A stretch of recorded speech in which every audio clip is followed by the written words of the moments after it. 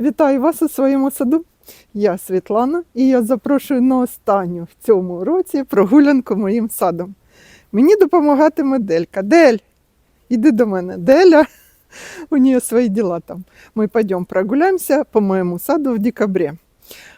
Покажу, расскажу вам, несмотря на такой хмурый, печальный день, казалось бы, но мы разбавим летними съемками, чтобы было красиво и интересно. А еще хочу немножко вас обрадовать. Завтра у нас последний короткий день. Начинает по одной минутке, по две увеличиваться. И это для нас, садоводов, признак приближающейся весны. Все с каждым днем по минуточке мы приближаемся. Идемте посмотрим, я расскажу вам, что я тут начудила в саду в декабре, какие посадки сделала, чем занималась. Просто походим.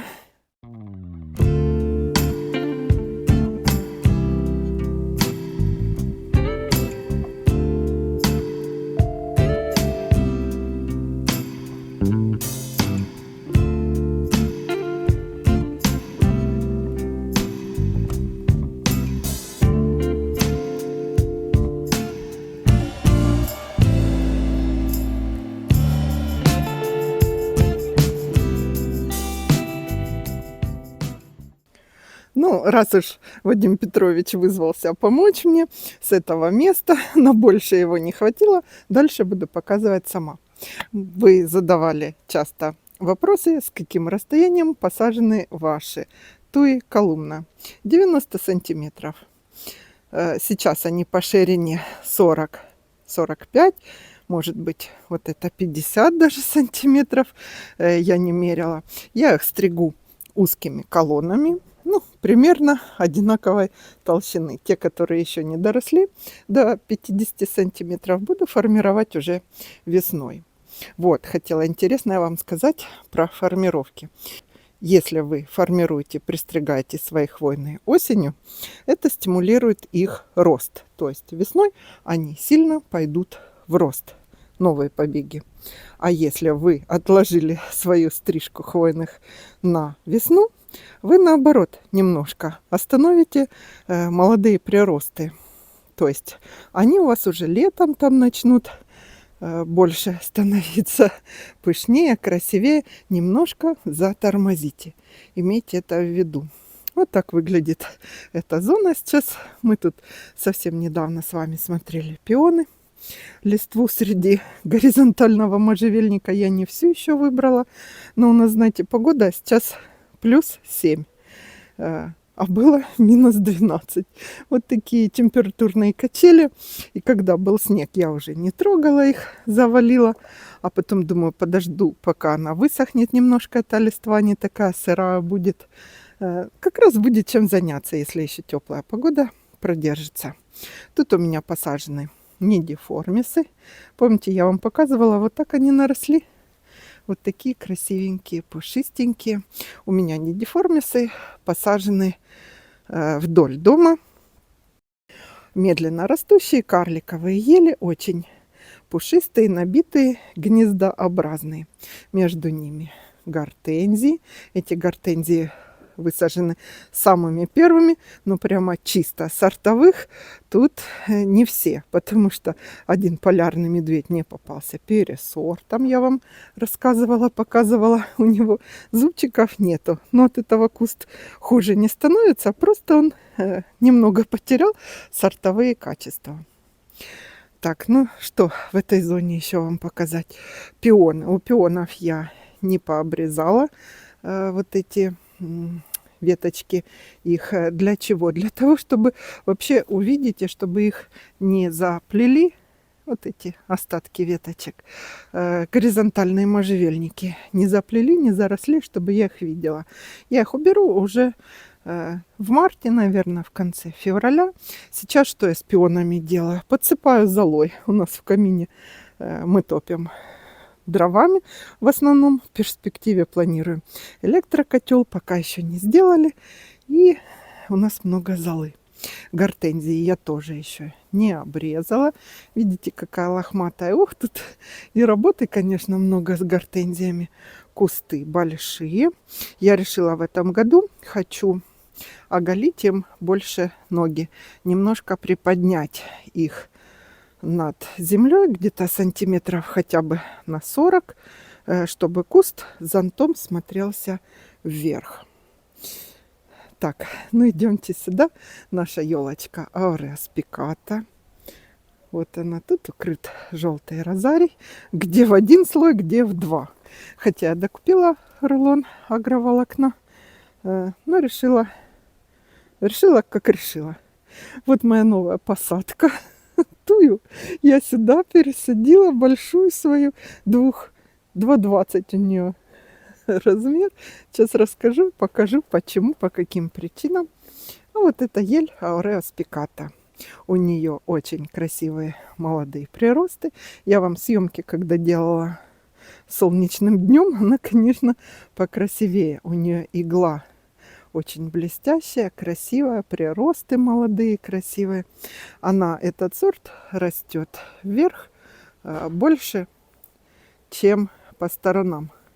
Вообще эта ель довольно большая. Тут она у нас посажена с определенной целью, как я вам говорила. Не просто так, а чтобы создать естественную такую ширму, барьер до барбарисов. Там 1,5 метра, до смарагдов где-то 2,5, 2, вот так. И тут она, в общем, будет прикрывать нам соседский дом, чтобы он не так в глаза бросался, и создавать такую зеленую массу, зеленый фон для желтых роз. Будет красиво. Ну а сейчас про вот эту тую, почему и как она тут оказалась, объясню. Но хочу сказать, что она вписалась настолько органично. Перед самыми морозами за 2 дня я успела ее сюда пересадить. Земля была мокрая, ком очень хорошо выкопался, туя не пострадала. И она у меня посажена ровно в ряд с моими вот этими смарагдами. Сейчас подойдем сюда, мы их увидим. Точно на таком же расстоянии от дома. И создалась такая единая линия. Почему именно туда? Потому что этот угол с розами тоже гулял. То есть, когда розы я показывала, там у нас площадка запланирована, небольшая стройка. Мангальная зона будет в середине розария. И надо было прикрыть чем-то. И прямо эта туя очень органично вписалась. Будет застригаться. Она уже застригается таким узким конусом. Почему узким? Потому что если мы отпустим ее более широкую, сделаем. О, Аделька, ты не хочешь с нами погулять? Не хочешь? Если сделаем более широкую, то при следующих стрижках она в середине будет просто, рыхлая, пустая. А сейчас смотрите, насколько она набита. Я ее и осенью, и летом, и весной стригу. Хочу прямо узкую и немножко напоминающую форму Тоскана. Это туи смарагда застригают такой формой. Форма Тоскана. Посмотрите в интернете. Получается форма кипарисовиков. Не скажешь, что смарагды. Так, вы видели, что у меня тут на улице? У меня гуляют мои крупнолистные гортензии и рододендроны. Не все еще вынесла. Сейчас расскажу. Пока я надумала видео снимать, уже и вечер. День короткий сильно, пока собралась. Поэтому немножко у нас уже сумерки.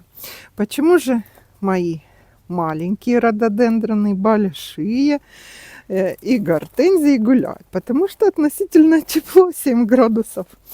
Им это как раз подходит. Я решила в зиму сохранять свои рододендроны, которые получила поздно уже. В конце ноября их можно было высадить в открытый грунт, прикрывать и замульчировать сильно. Но у меня в прошлом году был опыт.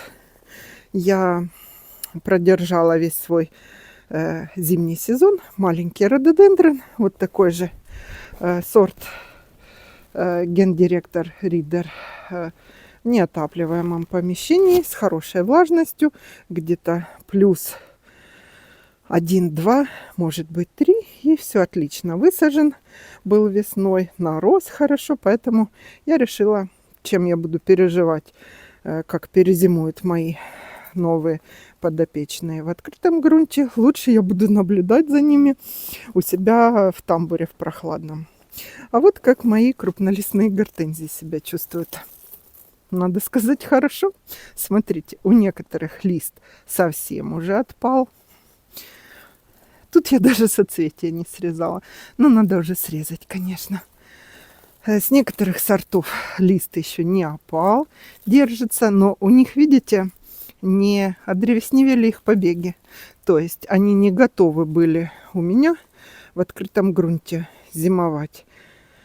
Поэтому я их так и выдерживаю. А вот у этого сорта, если я не ошибаюсь, это Марина Пинк сорт.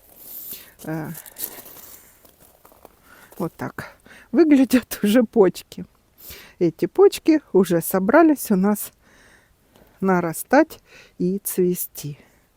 Ну, конечно, это им еще рано, поэтому стоят они у меня в холодном тамбуре. Опадают последние листики, поливаю я их периодически и слегка вообще, чтобы поддерживать влажность.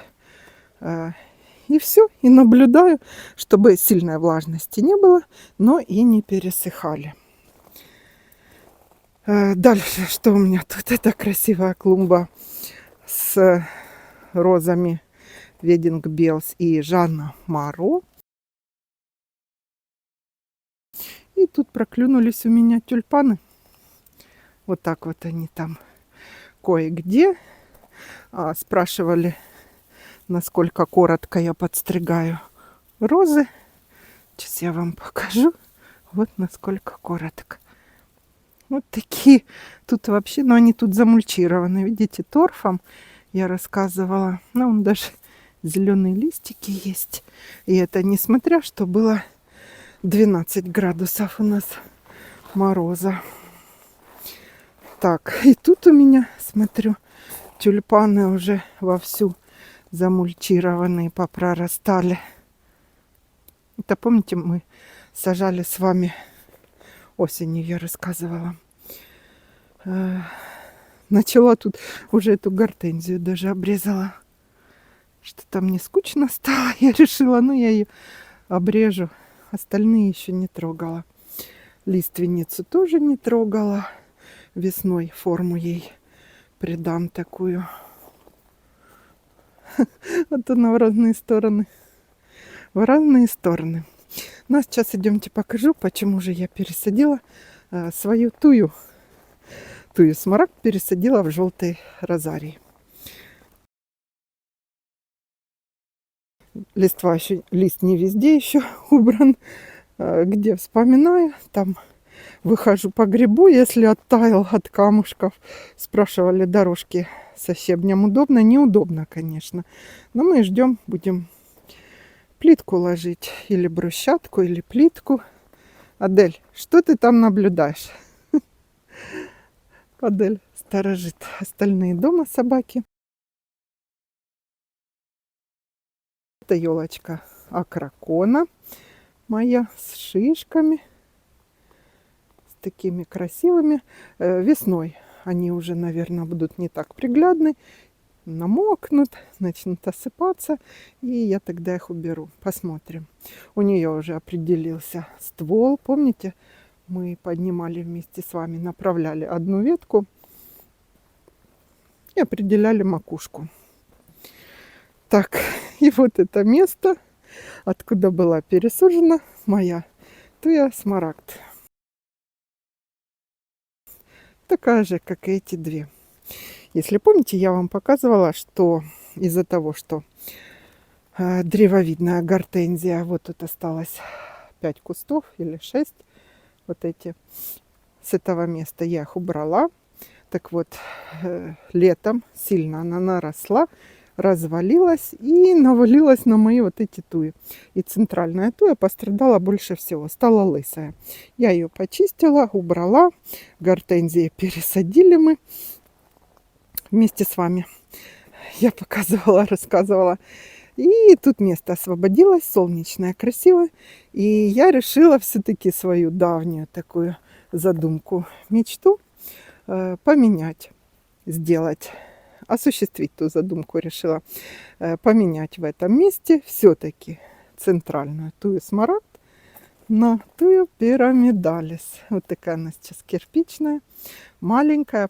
Поехали в питомник, я ее буквально из сугроба доставала, она там замерзшая. В самый такой холодный день мы попали.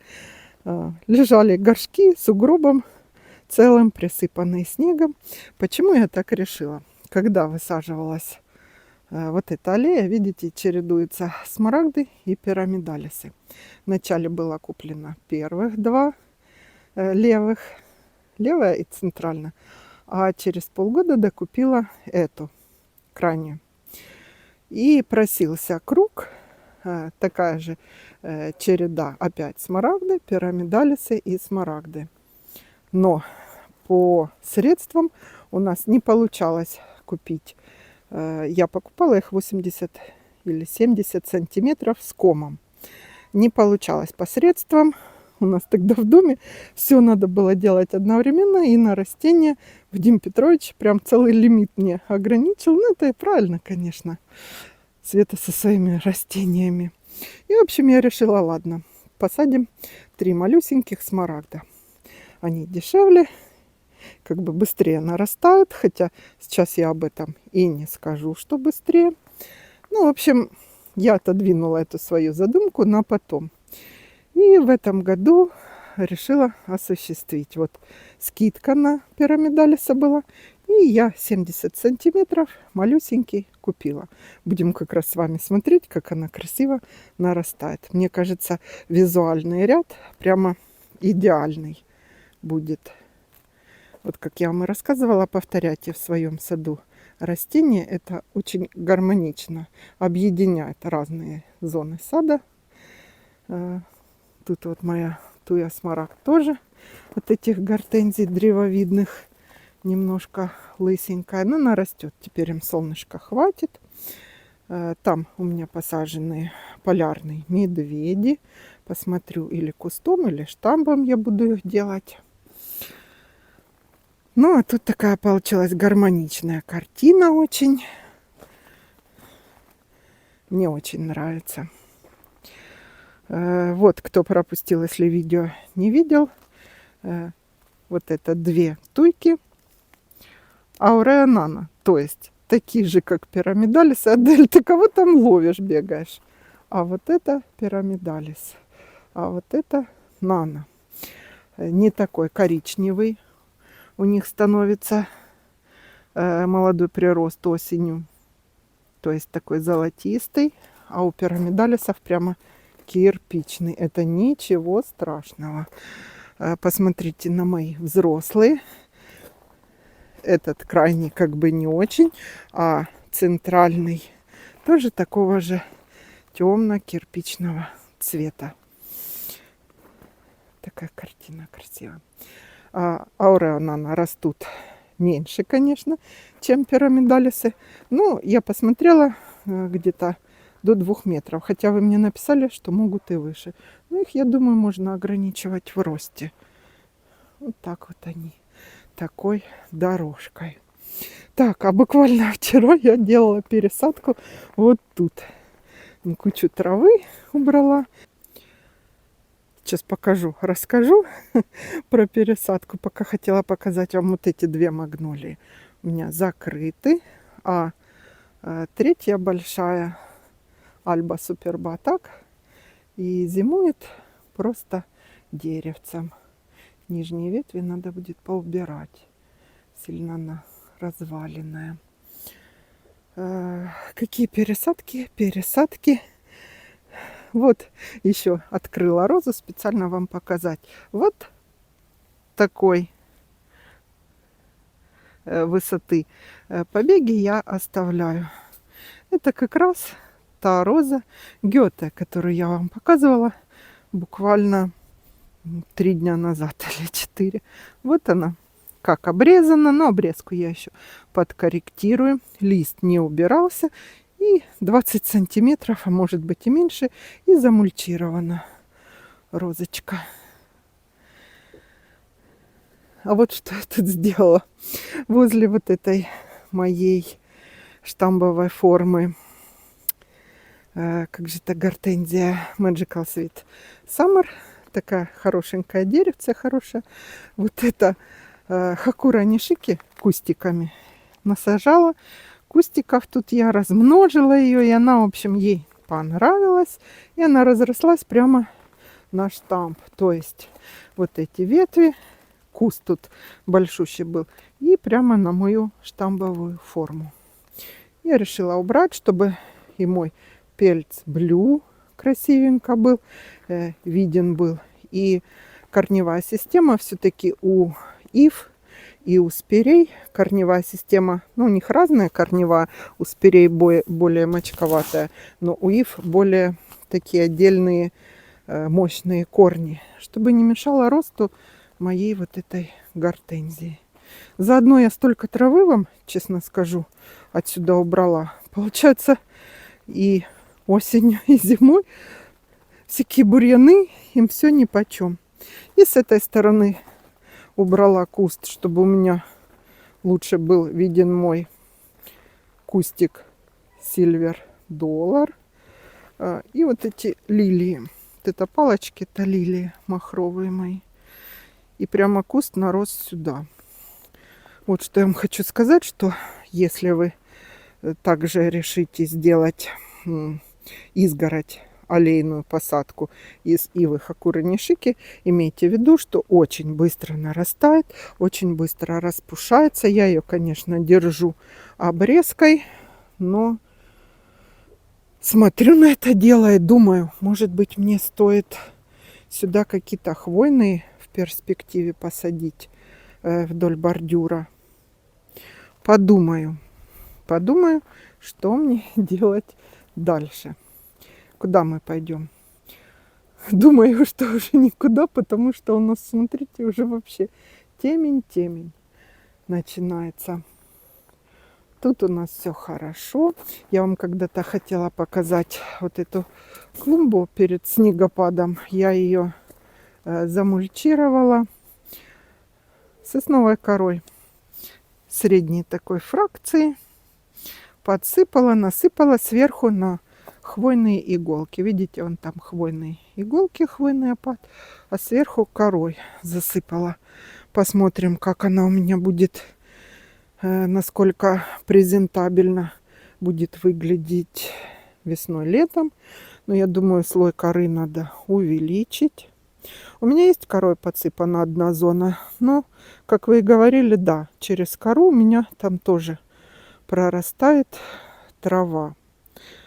Агроволокно черное стелить я пока не хочу принципиально.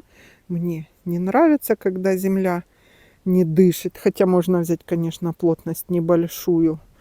Ну, вот такой внешний вид меня пока устраивает. Камнем мульчировать я тоже не хочу. Перегревается от камня земля. Ну и как-то оно не так естественно, мне кажется, смотрится. Мульчирование камнем. Хотя во многих садах я такое видела. Если открытую вообще землю оставлять, у меня просто не будет физической возможности это все держать в хорошем состоянии. А вот еще одна пирамидалис. Вы смотрите, хоть она и связана, какая она пушистенькая. И вот это ее приросты за год. В прошлом году она была посажена осенью. Выросла, наверное, в 2 раза она. И очень распушилась. И вообще мне пирамидалисы очень нравятся. Туя пирамидалис ауреа. Так, у меня на 2 этаже, видите, включились розовые лампы. Я начеренковала ренсам гортензию. Фрамбоизине ренсам. Это самарская лидия. Хочу тут высадить аллейку маленькую в одном месте в ногах. Это небольшой карликовый сорт. Думаю, у меня они хорошо укоренятся. 2 недели простояли в воде с ивой Мацудана. А сейчас я их уже вчера пересадила.